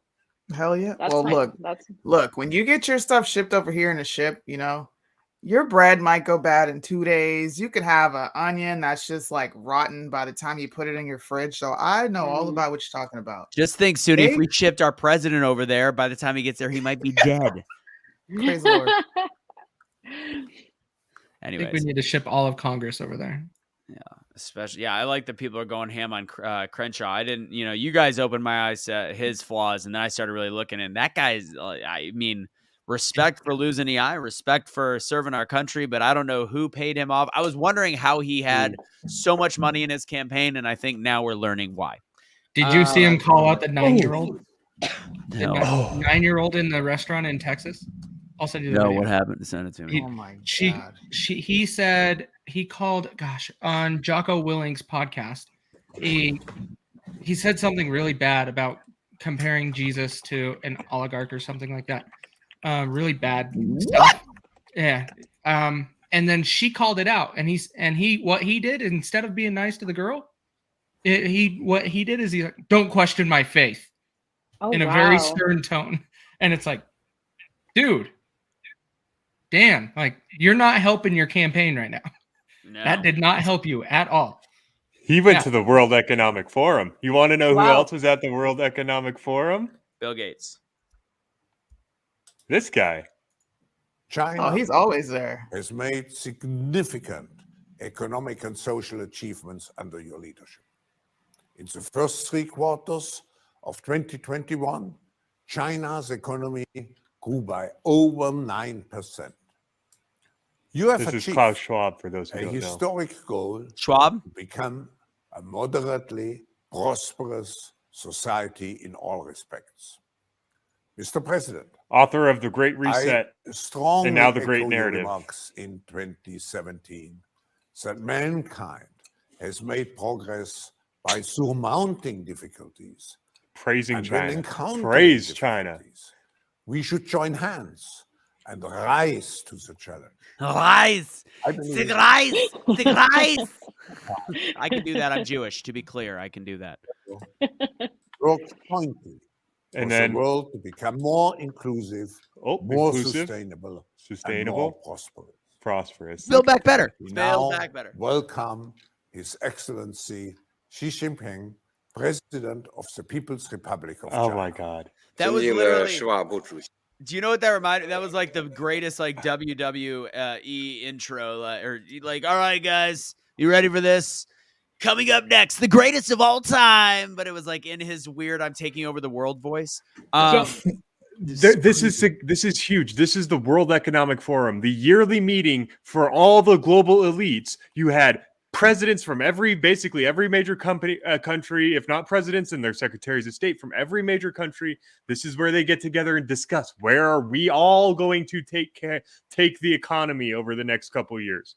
The Great Reset, written by that dude, and he's sitting there praising China, praising inclusion or diversity and prosperity. Meanwhile, China hates diversity, hates inclusion, hates anything that's not masculine, even though their men are 5'4". Like they're super focused on war. Super weird. And does anybody think are they just getting away with the fact that everything that they do at those World Economic Forums looks like something out of an Austin Powers movie of people about to take over the world? Yeah, it is, man. It's like the whole thing about movies coming true. Like that is, if you were to tell me what do you think it's going to look like when the people speaking about taking over the world is going to be in a room of, and what is their voice going to sound like? Bam, Schwab, that guy right there, hiding in plain sight. Are we playing this pass video? it over to Winnie the Pooh. Yeah, this is Dan Crenshaw. Yeah. Oh, go for it. Play it. Yeah. Crenshaw said, quote, "The most important thing here is that we have important hero archetypes that we look up to. Jesus is a hero archetype, Superman is a hero archetype. Real characters too. I could name 1,000. Rosa Parks, Ronald Reagan," end quote. I can't wrap my head around this. Well, I'll help you. Put a period after the word Jesus and don't question my faith. Wow. I like how the phone went sideways. Like they were like, "No, he did it." That's what happens when people don't know why they believe what they believe, and it's for a show. This is what happens. Don't question my faith. If you ask me that question, I'll be able to answer it. So to that kid and the parents that raised that kid, I think it was an 11-year-old or something like that. Man, 16. She definitely wasn't 16. She didn't look 16. She couldn't have been 16. It says 11. It says 11. Got to be here in the a article. Turning Point high school kid or something. So like that. what was she asking? I was having trouble hearing it. She was questioning him on a quote where he pretty much compared Jesus and Superman in the same sentence. And she's like, I can't wrap my head around that. Well, it was more the representation of Rosa Parks and because Superman is supposed to be beyond Earth. Like there is a messianic facet to Superman. He's a fictional character, right? You can write a fictional character similar to someone that existed, but it's the comparison of Jesus to Ronald Reagan or Rosa Parks or fallible humans. Whoa. Ronald Reagan believes in trickle down, and God is from above, and he's trickling down on us. I'm just kidding. That's the dumbest thing ever. Suni's still thinking about it. She's thinking very hard about that statement. About what? I just thought that was super interesting. If you go back and pull up the Jocko Willink, just pull up his podcast and hear his exact tone and everything with it, you're like, you're careless, dude. You're speaking out your butt. And everything that he wanted to do on that podcast was just to sell his newest book. That's all it was. Yeah, and honestly, I don't necessarily think the girl is right or wrong. The thing that's wrong is the way Dan handled it. Put a Like, period after Jesus. yeah, like you just Anthony. yelled at a little girl instead of, well, I appreciate how involved. Like, if you're campaigning, if you're trying to be a decent human, you just be like, I appreciate your concern and the way, and let me explain it instead of shutting down a child. That's something that like an ultra lefty would do. That's like something Biden would do. Like, you're not going to play with my leg hair? You're stupid, son of a bitch. That's something a power hungry person would do. Yeah. That's All something right. an authoritarian would do. Yeah. Students, let's bring up that college application. What do you say? The Got college, there, whatever it was. The racism is everywhere. Welcome to the United States. Can't get away from it. Get away from it. So they are reviewing a pretty much what they're going to be doing is reviewing Harvard University and UNC Chapel Hill, their admissions process, because they are apparently getting called out for looking at race and deciding only to bring white students to their school, and they just like opt out of a black student's application specifically because they're black. Don't ask me how they're proving this. This is just what's going forth to Supreme Court, and they're going to be reviewing the term that begins in October. And a lot of the back and forth that is going on is like, it's kind of like a mixed message. You have people saying that, well, if we acknowledge what the race is, then there's going to be a certain demographic that is underrepresented. Oh my God. I don't understand how that works. Suni, I love the photo on the Washington Post. Like, it's totally unrelated. It's a different story. But if you wanted the face of what racism looks like, it's Steve Bannon. Like, you could just see him just popping N-bombs like left and right, being like, "Oh, you want to go to North Carolina? Not if you're an N-word." Like, you could just see him saying that. Don Imus Jr. Yeah, man, those nappy headed hoes. I thought it was funny. I ain't gonna lie, but the Supreme Court is taking this on, and I'm just like, why? What school is this? Seriously? Harvard and UNC. UNC. Do you think you guys think this is planned? If there, well, what's the constitutional question being asked? That's the question. It's like, what is the question that the Supreme Court is asking, or being asked of the Supreme Court? Should race be on applications for college students? No. Or is it a detriment? Why? I see. This is what I don't. It's so much hypocrisy on this specific subject, right? How can we offer scholarships, grants, and everything else if a person is a certain race, but then we don't want to put it on a college application? Well, then stop giving scholarships to people of certain race. Well, a lot of scholarships are privately funded. So pretty much what you're saying is because these schools get federal funding, then they just have to appease what the Fed is asking, which is, hey, let's stop pushing race when it's convenient and then push it when it is convenient. At this point in time, we don't need to know what race these students are because it's hindering black students from being able to get in. Like it doesn't make any sense. Well, when first UNC shouldn't be allowed to because they're a public school, but Harvard is a private school. They can do whatever the hell they want. That's their prerogative. But what it comes down to is that statistically speaking, when you have race included and race is a determining factor, you have these schools are difficult, right? If Harvard has a baseline where if you get below a 167 on your LSAT, the school itself will be too difficult for you. When you send people with 158s, 159s, 150s in because of their race, you are setting them up for failure. The psychological studies show that when you put people in tougher situations than they can handle, it has incredibly negative detrimental effects. There are, like, I don't know if I would be able to succeed at Harvard. I have no idea.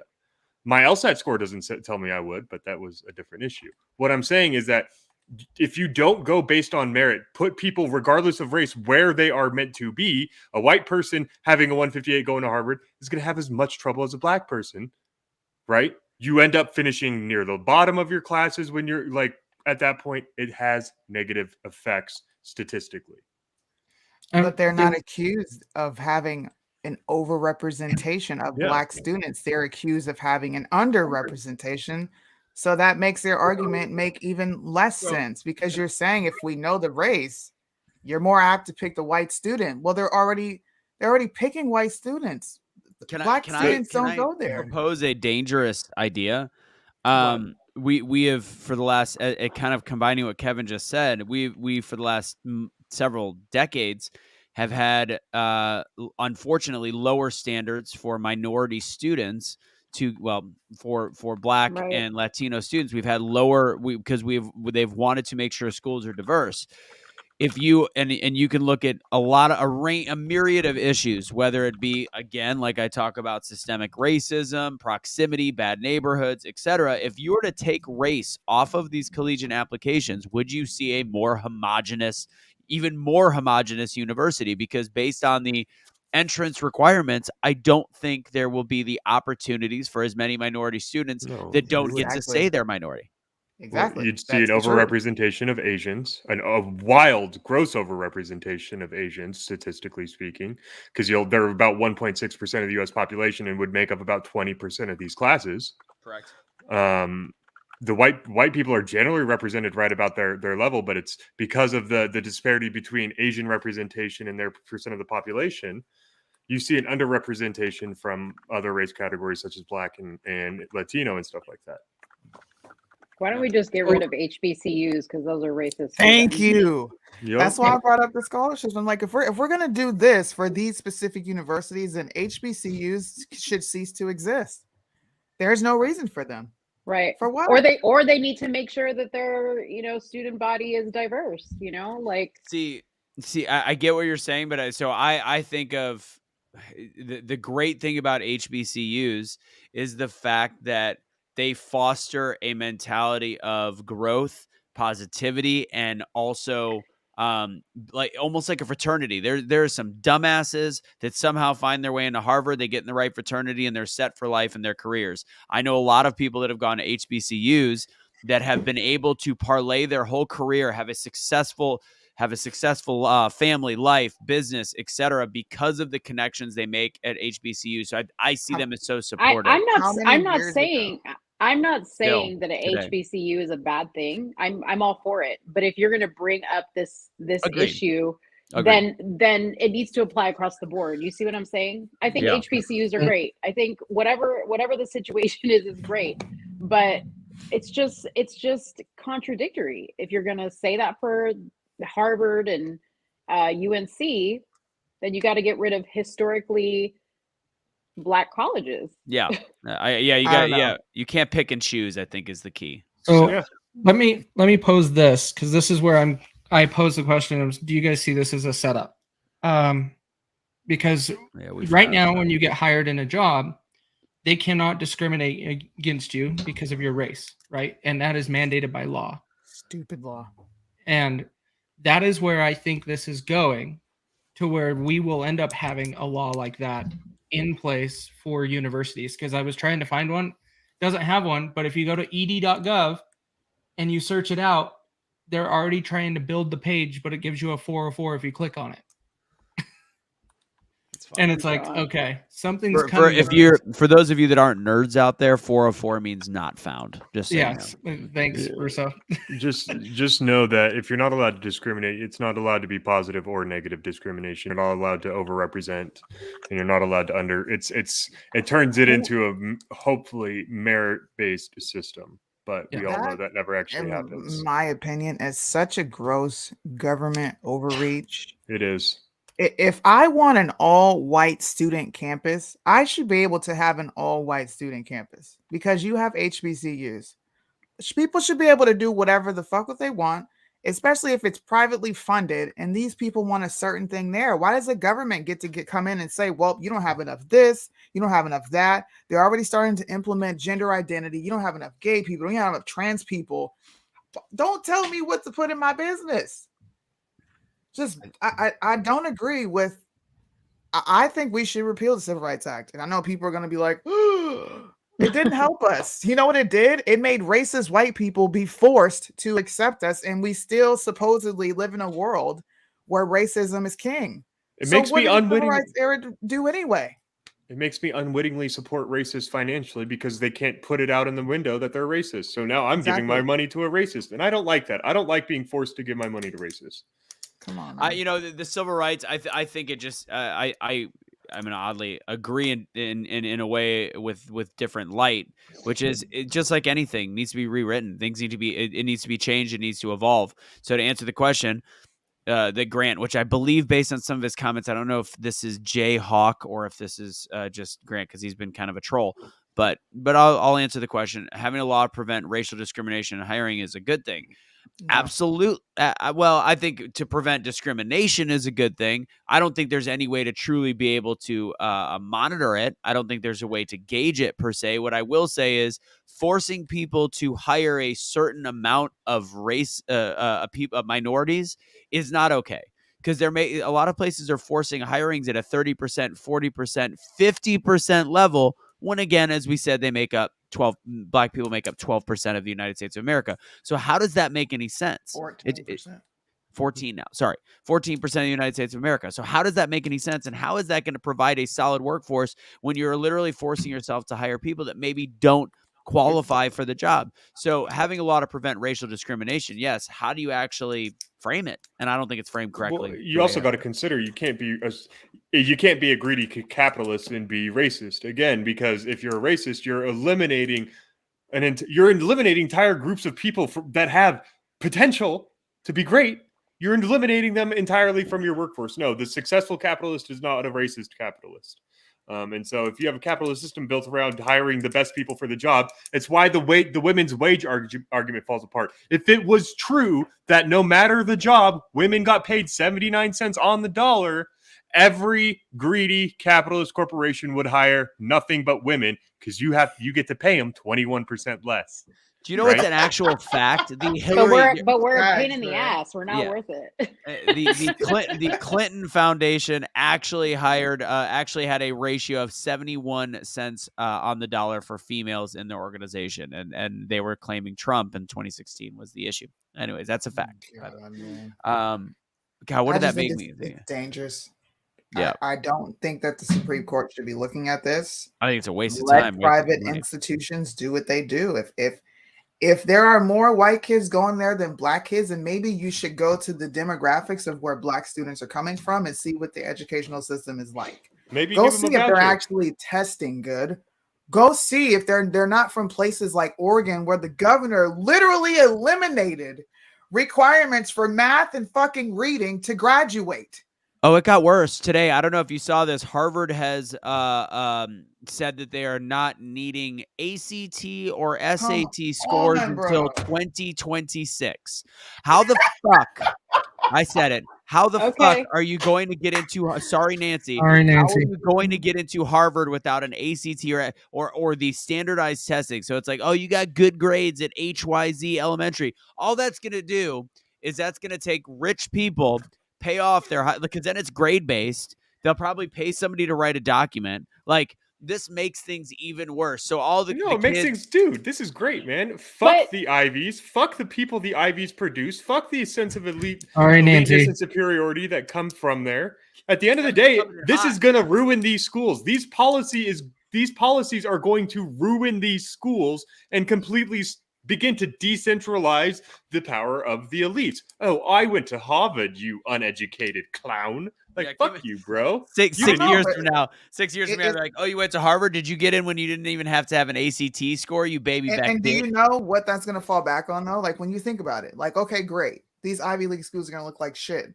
But then they're going to start to look at the caliber of people that are coming. Once again, it's going to depict black people in a certain way and brown people as if we came to ruin shit, when it's really the powers that be that are lowering the expectations. It's I was about soft bigotry of low expectations. So master plan.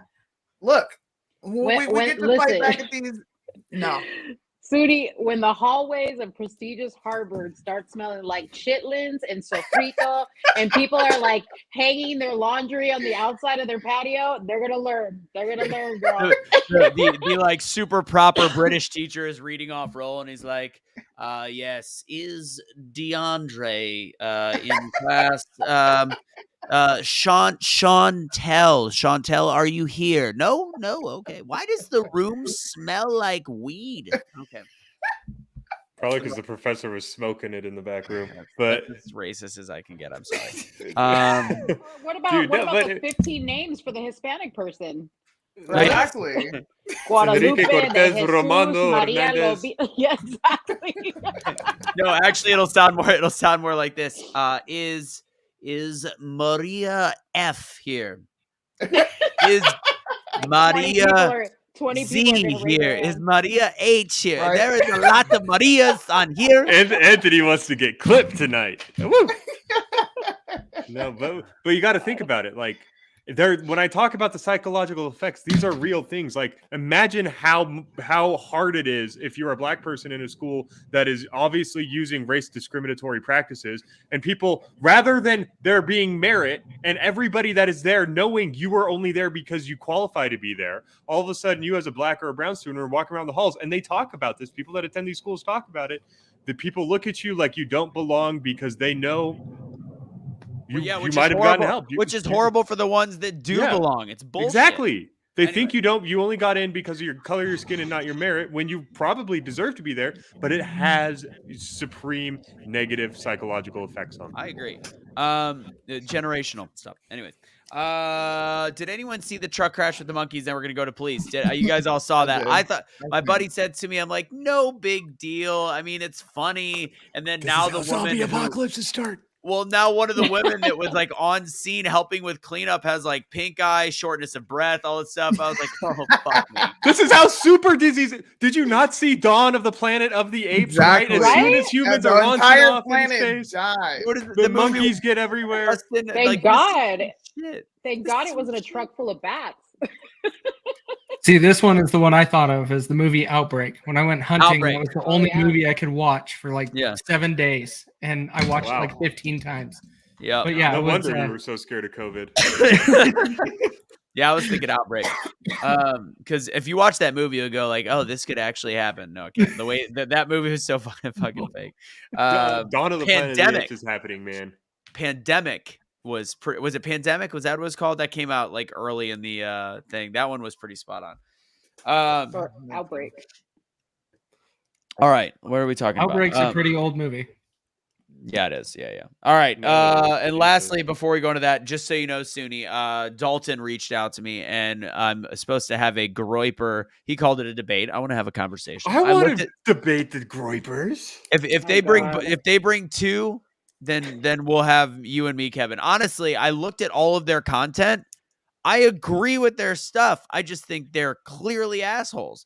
Like their delivery has no point except for it is like the little dick syndrome is the best way that I could describe it. But I would love to have a debate with them, and we're setting that up, so it should be fun. I wouldn't call them America first. I hate the term America first when you don't think half of the Americans should be in the country. All right, let's talk about Harlem. Police officers, 2 killed, and it's 5 in Texas. Who had the article brought up? I had it. Where did it go? There it is. So we have.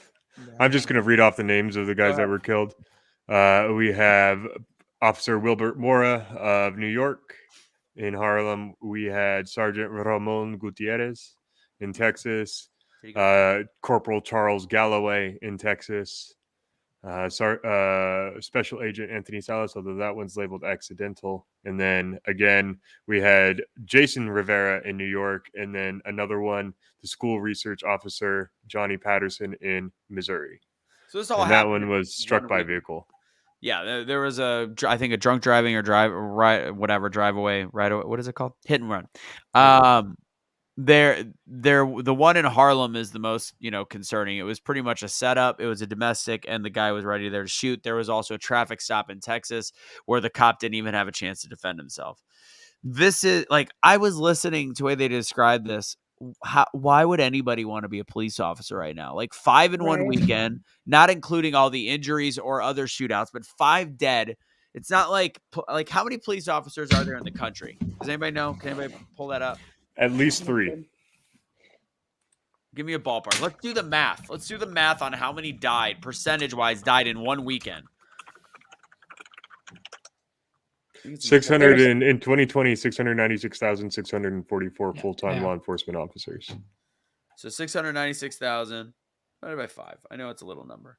So 1 out of 139,000 in one weekend died. Again, that's not like, it's not ridiculous. It's not crazy. But when that's a weekly occurrence when it becomes that way, and that's just the ones that died, not the ones that got shot or the ones that got hurt.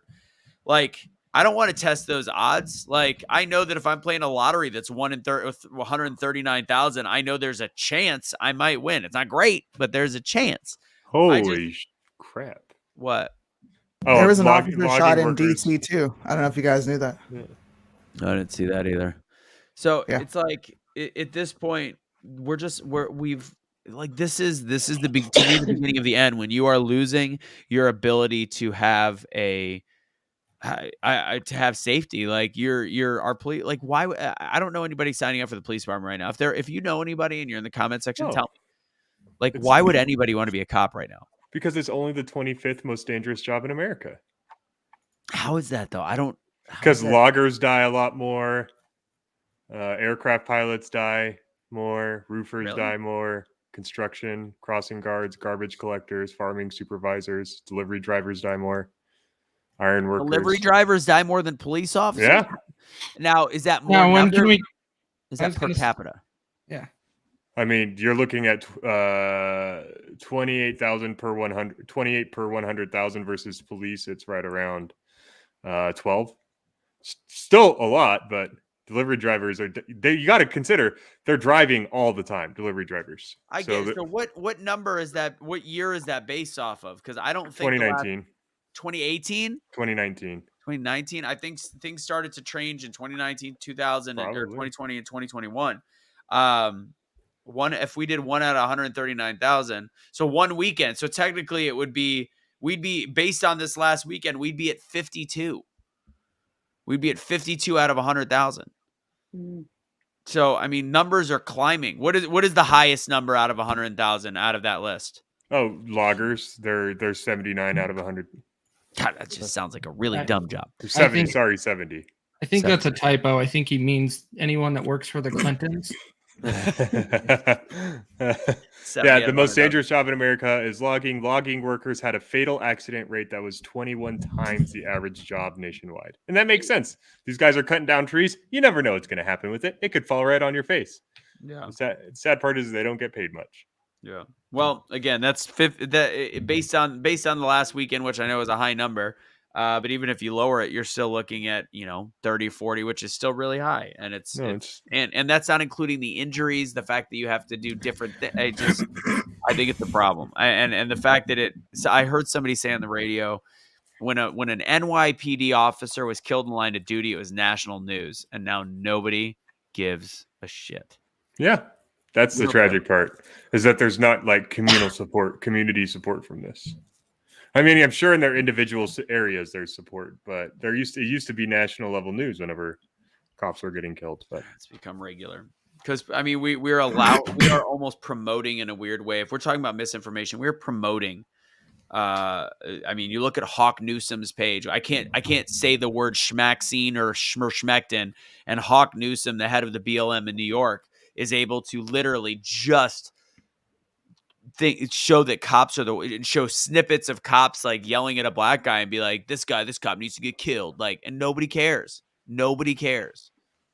Well, and you know what? Like, this is going to create more people like the Arbery's, right? That are going to start policing their neighborhoods on their own because they don't have faith in how their city is handling, the police department.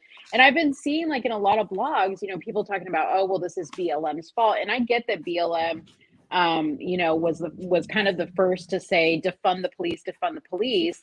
But then there's this other part of it that police officers now are afraid to do their job because, they don't get the backing that they should be getting for doing what they were supposed to be doing. Now, I get some of them have made terrible mistakes, but I don't know. I feel like we're really handcuffing them, We are. So. Yeah. It's tough to be a cop, man. Yeah. It's tough to be a police officer. You got it is.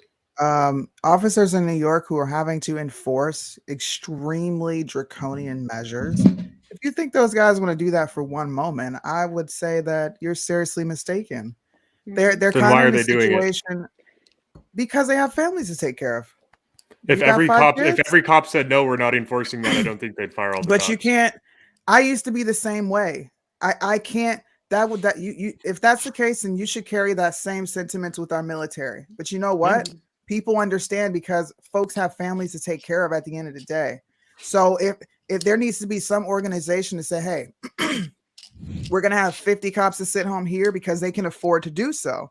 Have some sort of like strategic move, but expecting everybody to do this. How about It's- every it's cop not that didn't want to happening. do it? How about every cop that doesn't want to do it doesn't do it? So What I talked percent of the force do you think that would be? that didn't want I don't know, to, which probably If a large every cop portion that of didn't it. want to enforce it chose not to enforce it, what percent of the force would that be? And would it be a significant amount to actually affect change so that they're not forced to enforce it? I don't know. That's a I understand pretty hard. family still but kicking a child out of a food place. Their parents put them in that situation. Yeah, Be and let's mad at the talk mom about and that. dad. Let's talk about that. Like the kid that the media painted as the police arrested this young kid when their parents brought them to some museum to like Exactly. protest, right? They did not mention a word about the position that the parents put the kid in. All they did was paint the police as the bad, Police bad. bad guy. Why was it the cops, the parents, the fact that the parents could even put them in that position is wrong. The fact Right. that the parents are even in trouble, that you guys are even claiming it's a parent's fault because they didn't want their kid to have to do that, they shouldn't. Their kids shouldn't have to do it. It is But- wrong that it is being enforced. It is morally wrong. It is morally objectionable. But they already know what No, they're no. gonna face in New York. Yeah.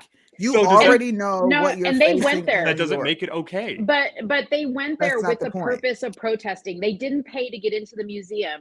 They didn't want to wear their masks. And the museum was fine with that, right? But then they stayed after hours and they wouldn't leave. So they Ooh. had to call the police and they brought their child knowing that they were going to do this Okay, fair and enough. put him in this That's situation. more details. Yeah. You know, it's funny. In I that watched case, that then, one. Yeah, that's And I was trespassing. like, I didn't share it because I was like, something's a little iffy about this one. And So that's exactly it. When it's a That makes little sense. too, that you is gotta fair in question that it. case then. yeah. I don't bad know. decision. I just believe They- people put themselves in situations, and then when shit happens, they want to cry and scream. And I don't think we like if we they do go on enough. Dr. Phil. Go ahead. Exactly. Like I think- there's not enough accountability going on. We can't just keep blaming everybody else for shit decisions. I Yeah, think I they agree. just wanted to go viral and they used their kid to do so because they knew And that that's that wrong. would be a viral moment. It was. Suni, But I'm if gonna blame you for me feeling ill today because you don't like meat. That's where I'm gonna start.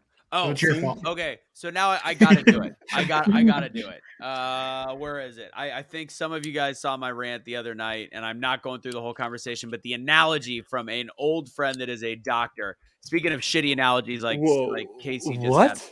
If they don't have the required passport, they are trespassing. The passport, if you're going to make that the issue, freedom of movement is a thing. Requiring, let me see your papers. That's not okay. Yeah, that's Requiring I- people show papers is wrong. Yeah. If I want to go to a museum, I can go to a museum. Is it especially private? Is it private? Private museums are different, but even having a vaccine No, passport, but that's is not it okay. private? So it's wrong. If a private business says, I want you to have this, you don't then get to say that private business is wrong because that's what they want. So The if you want museums are to not be private. there, then you should be following rules. The museums are not private. And then it's an ethical question as to whether or not anybody should be able to ask any other person about their medical history. And I don't Right. think that they should. That's my own personal information. You don't have If you you don't want have to the come right to ask here, that. Yeah. if you want to come here, I'm going to ask, but you have the right Yeah. to say, hey, I don't want to tell you and Yeah, leave. private companies. But if you you're don't talking then about get public to sit there and protest. Public Right. museums, like museums are generally public, hence why they're funded by the government. Even if they claim to be private, if they're taking money from the government, if they're taking taxpayer dollars, they are beholden to the taxpayer. They are beholden to the Bill of Rights. You lose your status to be able to say we are a private company as soon as you're accepting my money in any way, shape, or form. Yeah. The Go other ahead. thing, just to expand on that, on why like these mandates and these things that come into play, they're very difficult and they create a toxic environment. Here in Utah, we repealed the mask mandate, and we also are changing our laws to where we're taking away more abilities from the public health department, and it's got to start going through legislature. But what I'm getting to is ever since doing this, some businesses are enforcing masks and some are not because it is their property, their rules. That is fine. Yeah.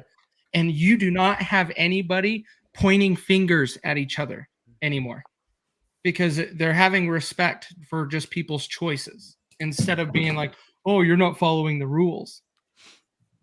All right. We're going to wrap it real quick after this.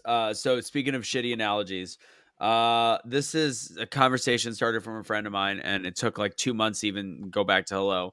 I reached out to you initially because it concerned me when you basically claimed to be a scientist. This was like 2 months ago. You are free to speak your voice, but making claims like that are dangerous when you have a voice or a following. I believe that you believe you are doing the right thing. If that is so, at least do what you believe honestly.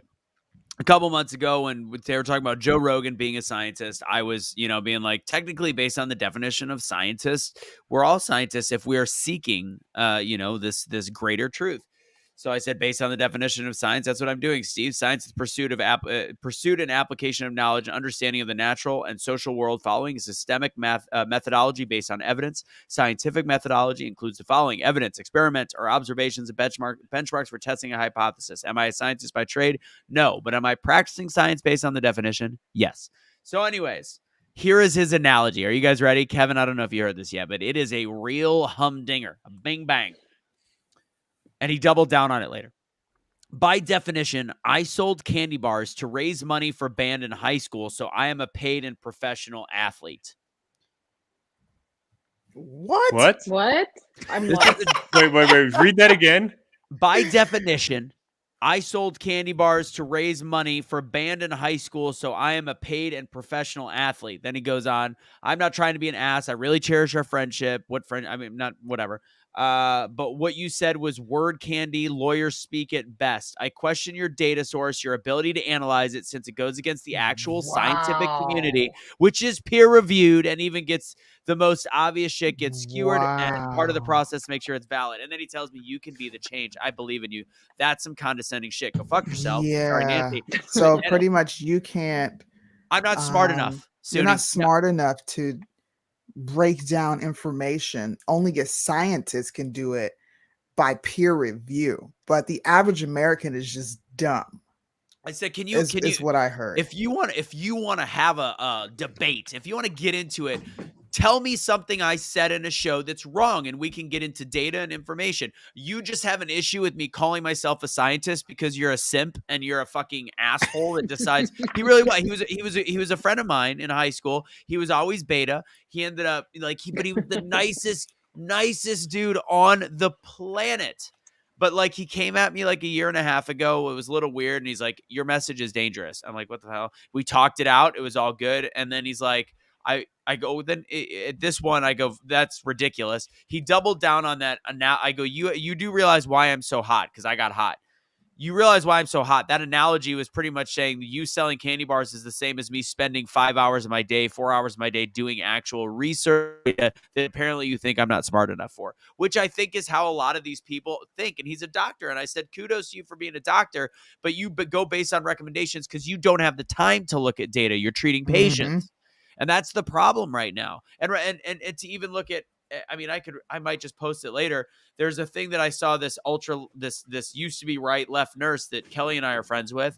They got a document from November 16th, November 2021, saying public statement dissemination of non-scientific and misleading COVID-19 information by nurses, essentially admonishing nurses for going against anything that they're being told, which if you go back to November, the things that they've been told have all changed.